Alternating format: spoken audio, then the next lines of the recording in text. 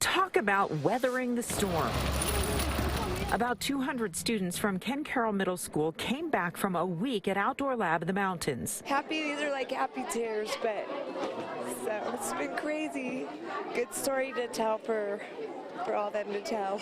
They were greeted by parents who started the day anxious about whether the kids would be snowed in. Safety is obviously our number one priority. As soon as we knew that schools were canceled today and, we knew our kids needed to get home, we came together as a team from school personnel to district personnel just to figure out what is our plan of action. You don't think that you're going to miss your 11-year-old, but you do.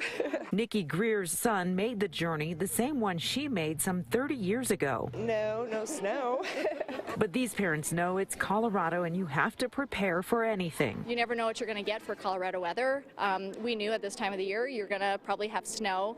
How much snow? You never know. We learned about hydrosphere, geosphere, and biosphere, and we did archery too.